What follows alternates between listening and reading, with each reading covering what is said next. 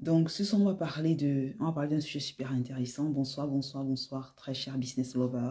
Ce soir, on va parler de comment générer des clients en ligne lorsqu'on part de zéro. Lorsqu'on a une très petite audience, lorsqu'on commence vraiment de zéro, comment se positionner pour attirer nos premiers clients. La raison pour laquelle on en parle, parce que le but en fait de la chaîne, le but des différents comptes, c'est vraiment au final de vulgariser un peu les stratégies qui marchent afin d'aider vraiment les freelances principalement, les coachs, les consultants, les personnes qui offrent des services, merci Steve, les personnes qui offrent des services à trouver plus de clients en ligne, à avoir une activité qui génère vraiment des revenus récurrents. Et l'un des premiers leviers sur lesquels il faut s'appuyer pour avoir ces revenus récurrents, c'est justement avoir une capacité à générer des clients, avoir des clients avec qui on travaille de façon régulière. Donc, l'idée, c'est vraiment ici de vraiment t'aider à naviguer un peu le parcours, l'aventure entrepreneuriale en tant que freelance, entrepreneur en ligne, coach, consultant et bien d'autres choses encore.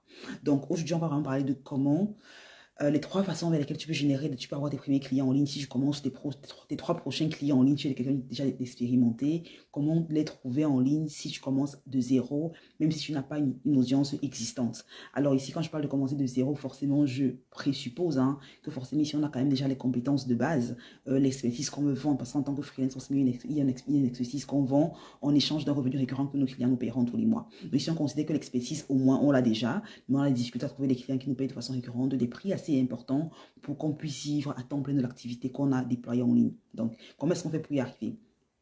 Maintenant, il est important de rappeler ici que c'est vrai que entreprendre, avoir une business en ligne, c'est quelque chose qui est un peu vulgarisé, mais la vérité, c'est que ça reste quand même assez difficile. Ça reste difficile d'avoir une activité qui génère des revenus récurrents. Ça reste difficile d'avoir un portefeuille de clients qui sont là, qui restent avec nous sur le long terme. Surtout si on commence à peine. C'est souvent assez compliqué, c'est souvent très stressant même. Je dis, ok, j'ai ce business que j'ai lancé, mais je n'arrive pas encore à en vivre. J'ai cette activité complémentaire que j'ai lancée sur le côté, mais ce n'est pas encore ça. Donc, et si c'est l'un des challenges que j'ai présentement, avoir des clients de façon récurrente, cette vidéo, cet épisode est parfait pour toi quand tu apprendras justement exactement comment y arriver.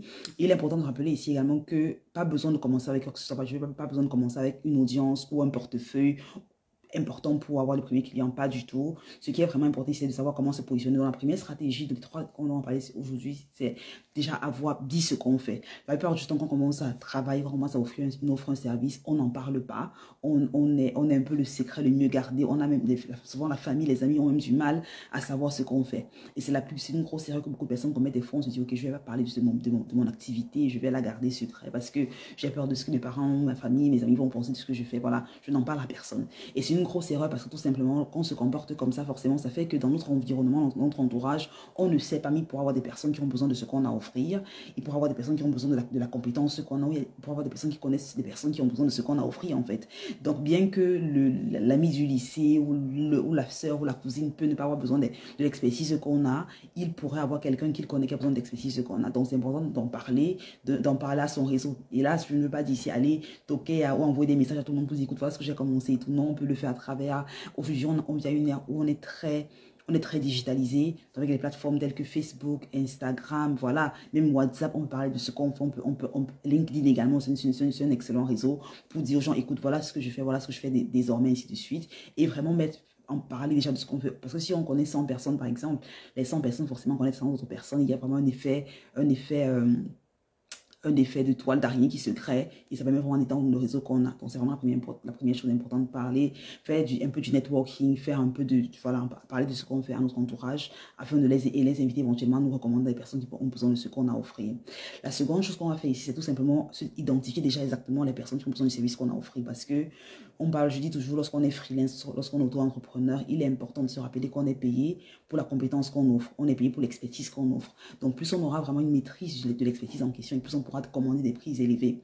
Donc lorsqu'on a identifié, ok, voilà l'expertise que j'ai appris, voilà l'expertise que je maîtrise, et voici, se demander quelle est l'audience qui serait prête à payer des prix importants pour le service en question. Quelle est l'audience cible? Parce qu'on peut avoir une expertise, mais en fonction de l'audience à qui on décide de la vendre, on peut avoir des revenus ou pas de façon récurrente. Par exemple, si je suis quelqu'un là qui est coach financier ou je suis un coach finance, voilà, j'ai des personnes à améliorer leur rapport avec l'argent, à économiser plus d'argent ou investir même éventuellement.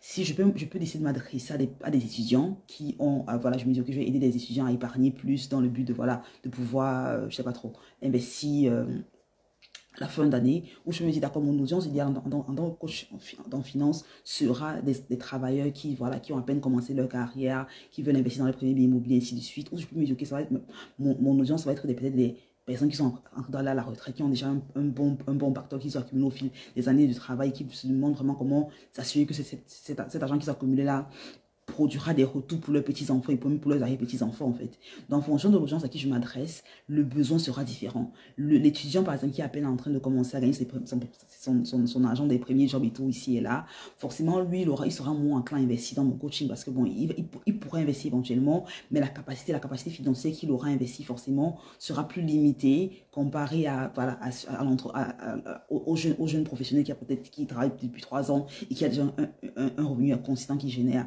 Pareillement que également la personne, par exemple, qui est entrée dans la retraite, qui a vraiment un bon pactole, je vais dire ça comme ça, un bon package d'épargne économique qu'il a fait au fil des années de travail, aura également une capacité plus importante à investir dans le coaching qu'on offre. Donc, il est important de se demander quelle est mon audience idéale pour ce produit que je suis en train d'offrir et où est-ce qu'ils passent le plus clair de leur temps. Donc, une fois qu'on a identifié que voici c'est à qui je m'adresse, je dis toujours, il faut s'adresser à des personnes qui ont non seulement le besoin pour ce qu'on est en train d'offrir, mais également la capacité financière de s'offrir le service en question. Beaucoup de personnes veulent offrir leur service à des personnes qui, bien qu'étant intéressées, bien qu'ayant un désir pour ce qu'elles se vendent, n'ont pas forcément la capacité de s'offrir le service en question. Et là, c'est le premier. Et moi, je me rappelle quand je commençais à l'époque, je me suis dit, ah oui, je vais commencer à offrir mes services, je vais offrir à n'importe qui et travailler avec quiconque est prêt à me payer. Et je me suis rapidement rendu compte que c'est une grosse erreur parce que tout simplement, quand tu as une stratégie d'attraction de la clientèle, quand tu as une stratégie de positionnement qui est un peu comme ça superflu, qui n'est pas clair, qui n'est pas vraiment dirigé à un avatar précis, forcément tu attires un peu n'importe qui dans ton programme de coaching, tu attires un peu n'importe qui pour tes services. Donc c'est important de se dire avec qui est-ce que je m'adresse et quels sont leurs pain points, quels sont leurs désirs, quels sont leurs besoins et où est-ce qu'ils passent le plus clair de leur temps. Parce qu'une fois que j'en identifie, ok, ces personnes passent le plus clair de leur temps sur LinkedIn, sur Facebook, sur Instagram, sur YouTube, sur TikTok, et identifier, ok, où est-ce qu'ils passent le plus clair de leur temps et quelle est la stratégie que je vais mettre en place pour justement les attirer vers moi. C'est vraiment la deuxième étape ici, que j'ai identifié ce qui passe le plus clair de leur temps. Quelle est la stratégie que je vais mettre sur pied pour faire en sorte qu'ils m'identifient comme étant un expert dans le domaine et veulent travailler avec moi. Parce qu'au final, on peut avoir la plus grosse expertise au monde, mais si on n'a pas la capacité tout simplement à transférer, si on n'a pas la capacité à se faire remarquer comme l'expert en question, si on n'a pas la capacité à vendre l'expertise qu'on a, on aura toujours du mal à joindre les deux bouts finalement comme entrepreneur, comme freelance. Donc, je me dis, quelle est la stratégie que je mets sur place pour qui pourrait être reconnue par ces personnes-là et pour les attirer vers moi. C'est vraiment super important. Et maintenant qu'on parle de stratégie, ça peut être différentes choses. On peut se dire, ok, je vais créer de la valeur, je vais créer un contenu qui apporte de la valeur de façon récurrente sur les plateformes afin justement que, avec le temps, justement, il y a une sorte d'effet de boule de neige qui se fasse et qu'on me sollicite comme étant expert dans le domaine en question. Moi, par exemple, quand j'ai commencé par exemple sur LinkedIn, je crée du contenu sur LinkedIn et tout. Après quelques mois, j'ai 2-3 personnes qui m'écrivent, me disent, écoute Jolie, on voit ce que tu fais, on aimerait beaucoup travailler avec toi, ainsi de suite. Donc, il y a vraiment cet effet, et aujourd'hui, ça continue parce que justement, les efforts, lorsque tu fais une stratégie organique, c'est vrai que ça prend un peu de temps, mais lorsque tu es vraiment en train de, si tu veux créer un business justement qui va survivre au test du temps et qui va être vraiment périn, c'est important de se dire quelle est la stratégie que je vais mettre sur pied qui va me générer des résultats, pas seulement aujourd'hui, mais dans 1 mois, 2 mois, 3 mois, 4 mois, 5 mois, 6 mois, et avoir cette vision sur le long terme là. Si tu n'as pas une vision sur le long terme et que tu te dis que je veux absolument avoir de l'argent à la fin du mois, si je n'ai pas l'argent à la fin du mois, je ne pourrais pas payer les factures, c'est que c'est pas la bonne saison pour toi pour devenir entrepreneur. Tu veux devenir entrepreneur à une saison de ta vie où tu te dis, ok, je donne à ce business entre 6 à 12 mois pour me générer des revenus parce que c'est au moins le temps, c'est la plupart du temps le temps qu'un business a besoin pour réussir à avoir des revenus importants. Tu veux y penser comme étant vraiment une maison que tu construis. Si tu parles en train d'investir dans n'importe quel business dans lequel tu vas investir, si on dit que tu auras des revenus le lendemain, forcément, c'est que c'est un peu de l'arnaque. Donc, il faut se dire, ok, je suis en train de créer une machine, je suis en train de créer un vrai business, ça prend du temps de mettre la fondation, de faire vraiment, de bâtir le truc, avoir un truc vraiment solide. Et surtout, si je veux mettre sur une stratégie sur le long terme. Donc, vraiment, trouver ses clients, identifier qui ils sont, quels sont leurs problèmes, quels sont leurs désirs, comment est-ce que ton expertise va les aider à résoudre le désir en question. Si, par exemple, j'ai quelqu'un qui a des personnes à créer des tunnels de vente ou à créer leur stratégie email, par exemple, je vais te dire, OK, quels sont les besoins, quels sont les désirs profonds que le client à qui je propose ce service a vraiment. Quels sont les problèmes qu'il rencontre au quotidien. Et comment est-ce que je vais transformer les problèmes qu'il rencontre. Comment est-ce que je vais créer un contenu qui va lui permettre rien qu'à travers la lecture du contenu en question, rien qu'à travers, si c'est que ce soit un contenu écrit ou visuel, voilà, comment faire en sorte que rien qu'en consommant le contenu que je vais créer, il a un sentiment de soulagement. Parce qu'au final, c'est ce qui se passe. Quand tu regardes un peu ta consommation en ligne de contenu, tu consommes un contenu en ligne la plupart du temps qui te soulage d'une façon ou d'une autre. C'est un contenu qui t'apaise, ça peut être un contenu qui te divertit. Mais au final, on consomme le contenu en ligne parce qu'on est fondamentalement égoïste, on consomme le contenu qui nous apporte de la valeur d'une façon ou d'une autre. Donc si ça n'apporte pas de valeur, la personne qui le regarde, il ne regarde pas le contenu tout simplement. Donc se dire comment est-ce que je vais apporter de la valeur à ces personnes-là et comment est-ce que je vais les inviter dans mon écosystème après les convertir en clients. Ça c'est la deuxième stratégie. On a vu la famille, le réseau qu'on a déjà, leur en parler. On a vu vraiment créer une base, créer un vrai système qui va permettre de générer des prospects qualifiés, des clients sur le long terme. La troisième stratégie pour attirer des clients lorsqu'on part de vraiment zéro avec peu d'audience, c'est vraiment ici tout simplement faire du cold outreach. Alors, c'est quoi le cold outreach? Le cold outreach, c'est vraiment se demander, ok, j'ai identifié où mes clients se trouvaient, mais au lieu d'attendre qu'ils viennent vers moi, au lieu d'attendre qu'ils me contactent et qu'ils me disent, ok, oui, j'ai vu ce que tu faisais, ce que tu fais est super cool, j'aimerais qu'on travaille ensemble, on va aller vers eux, on va lui dire, écoute, je vois ce que tu fais et j'ai l'impression que je peux t'aider à améliorer ce que tu fais en faisant X, Y, Z, que je vois que tu manques, qui te manque présentement. Parce que la vérité, c'est que la plupart du temps, beaucoup de personnes ont un besoin, ils savent qu'ils ont le besoin d'une main d'œuvre. C'est un peu comme quelqu'un qui est obèse et qui sait que j'ai besoin de perdre du poids, mais qui n'a pas le temps de prendre un coach fitness, ou n'a pas le temps d'aller en ligne chercher la bonne personne pour l'accompagner, ou quelqu'un qui a envie d'apprendre une langue nouvelle.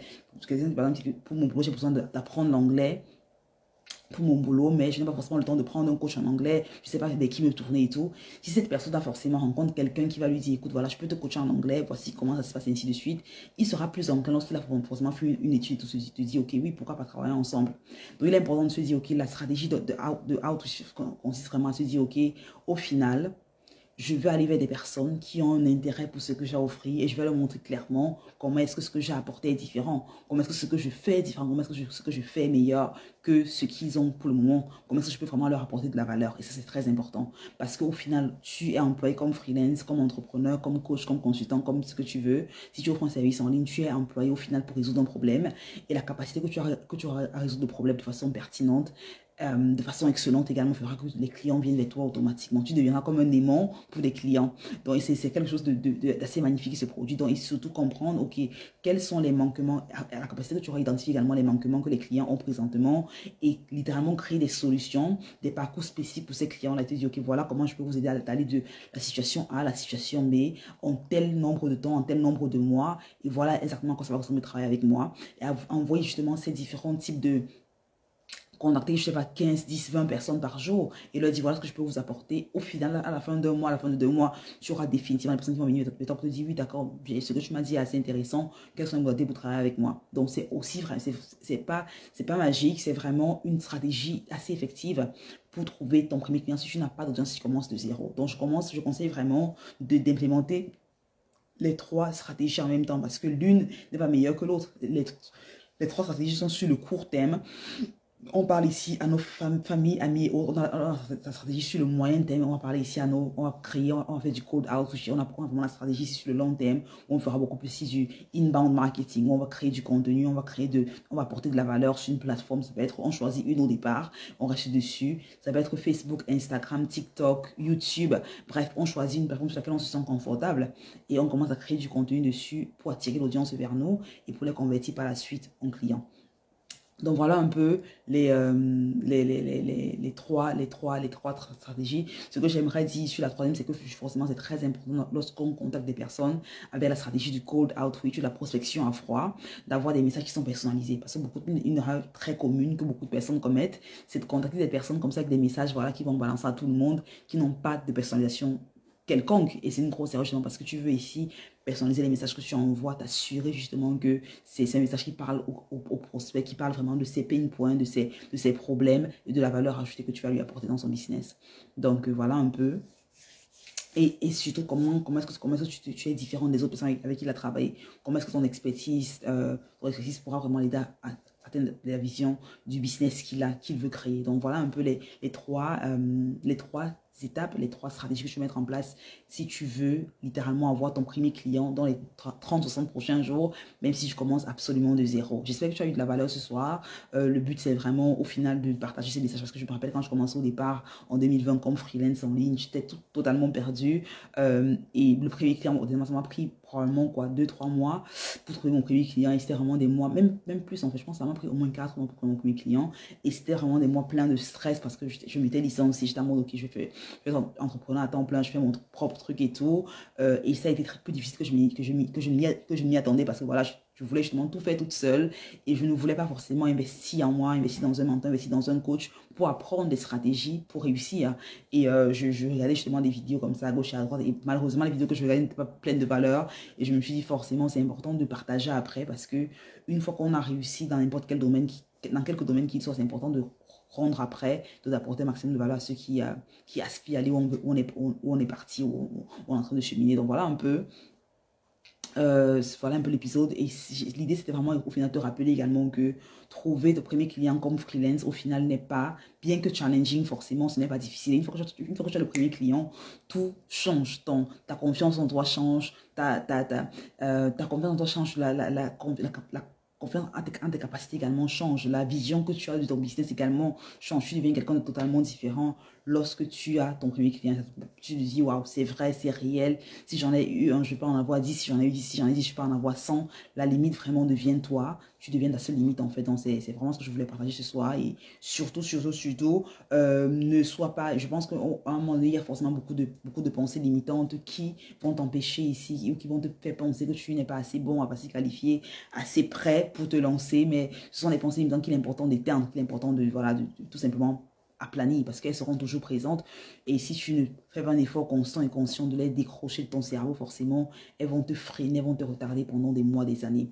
Et donc j'ai fait une vidéo récemment dans laquelle je parlais justement comment changer le discours interne qu'on a, comment arrêter l'auto-sabotage, comment arrêter la procrastination. Je vais laisser la vidéo en lien justement, le replay de cette vidéo sera forcément sur YouTube et donc je laisserai le lien de cette vidéo-là sur comment arrêter l'autosabotage, la procrastination également dans la description de la vidéo sur YouTube tout simplement. Merci de m'avoir rejoint, merci d'avoir écouté jusqu'à la fin. Si vous avez des questions, forcément laissez-les en commentaire, partagez-la avec quelqu'un que ça peut, la vidéo avec quelqu'un que ça peut éventuellement aider, un freelance, un entrepreneur, un coach, un consultant, un expert en ligne qui se lance et qui veut justement accélérer sa croissance en 2023 et même après. Voilà. Donc, c'est un peu tout pour ce live. Et merci à vous d'avoir été là ce soir. Bonne soirée. Bye bye.